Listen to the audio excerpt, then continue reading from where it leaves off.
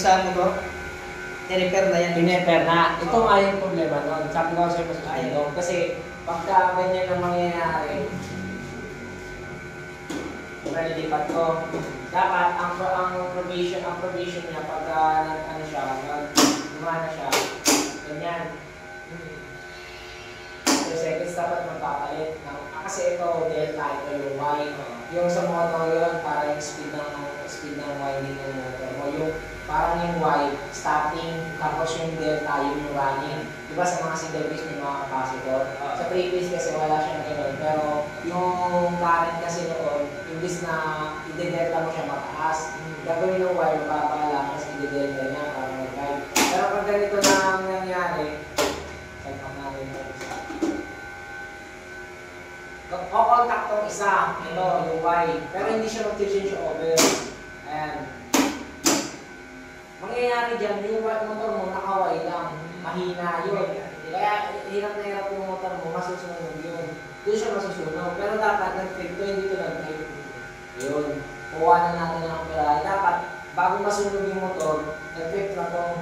Mag-aalarm to na mag-aalarm to. Kaya malalaman mo na yung mga problema. Kung nagkataon ito, nag-trip na tayo. Oo. Tapos ilan mo pa rin ulit. Tapos pinaanda mo pa rin. Eh doon, masusunod na gaya yun. Oo, yun nag-trip ka lang yun. Buti nga nag-trip to. Dapat ikaw muna talaga muna mag-trip to. Yan ang mangyayari dyan. Kaya ito, kailangan natin palitan yung AC mo. Tapos palitan na natin kung anin na ito. Kasi itong dalawa na ito, sabay na. Mapapansin mo naman yun. Toasted na siya. Ito, toasted na rin. Ayan o. Ibig sabihin na lagi kasi siya nag-alternate. Tapos ito, pwede mong gagawin pagka ano, good pa naman siya.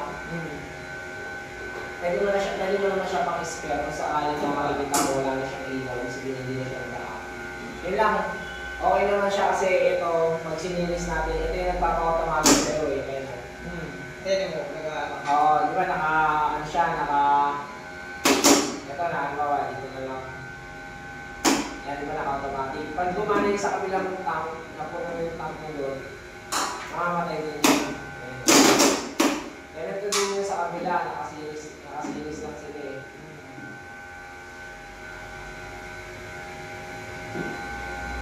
Pag ito, yung dalawa, naka-tap mo dito, gagana din siya.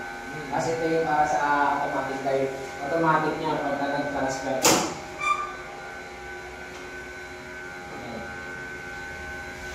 Ito isa, ito trabaho nito, pag tinulang yung pagpupuno ng tubig, papasok yung isa. Ayun. Dalawa sila papasok. Ibig sabihin, gumagana yung motor mo dun sa may... Ito lang naging problema mo. Saka yung pag-change of government, yun ang ano natin, guys. May natin, bibili ko ngayon sa Manila to, itong camera na to sa... Kaya, dalawin talaga, wala na. Ito okay pa to? Okay pa to. Ano to? Trabaho naman ito. Pag tumaas yung kuryente sa kabunod pa ng kuryente. Diba, naka-active yan, diba? Bumaba, sinilo natin. Diba, wala natin yung kuryente nyo. Diba, yun yung trabaho niya. Pero lagi siya nasa 10%. Ibig sabihin, pagka tumaas ng 10% yung kuryente, saka active siya. Yung trabaho niya. Babalikan ko, tulungan ang anin natin. Kailangan ko lang. Sige, ano ka lang. Bakitin mo na sa 1.8 lang sa 2,000. Tapos, 300 ang isa na ito. Magkano ano mo? Yeah. Yung sa libro ko, di naman ako na sa libro yung service fee. Pero yan, yung bibili lang natin sa Maynila. Bibili ko na siya ngayon. Para maano na natin.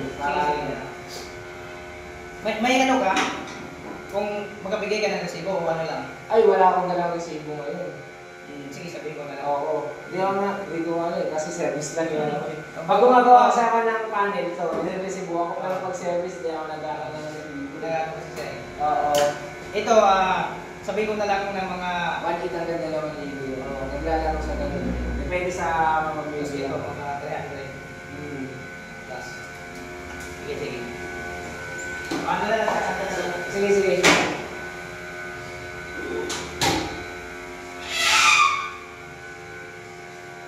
Okay guys, so yun, na-trouble na natin siya.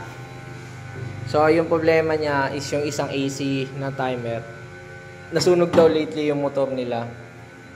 Ayaw daw mag-automatic. So nag-automatic naman siya totally. Yan. Natin yan. Nag-automatic naman siya totally. Ang problema lang, hindi nag-change over yung ano natin. Hindi nag-change over yung hindi nag-change contact yung ating timer, yung AC timer na yan.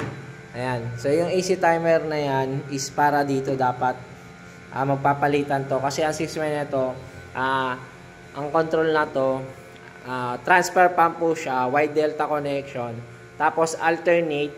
Then kapag hindi kaya umaandar yung motor, meron siyang tawag dito, automatic na limbawa, ito yung gumagana, tapos hindi kaya supplyan yung tubig ng nandun sa taas, papasok to.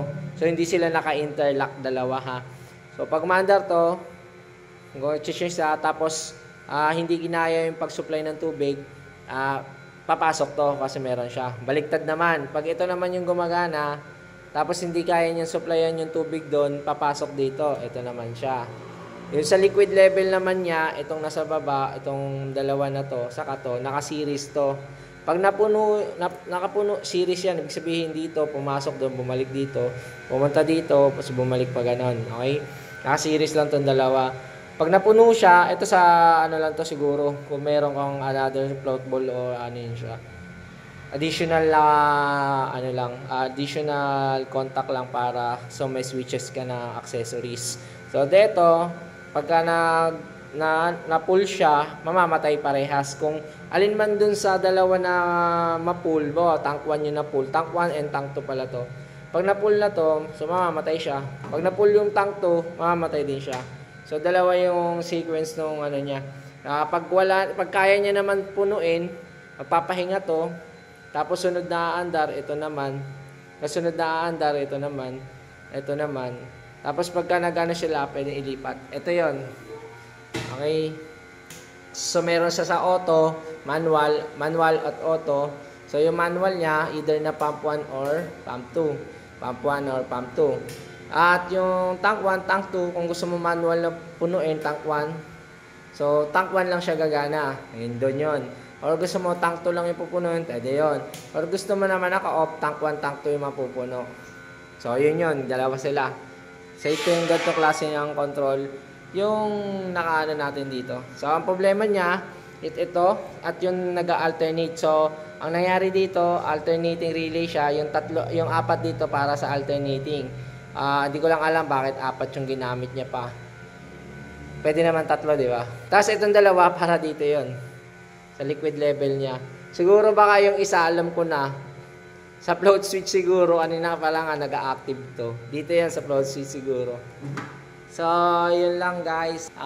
Maraming salamat at another today. Ibang ano na naman, troubleshooting tayo guys. Yun lang, maraming salamat. Thank you for watching.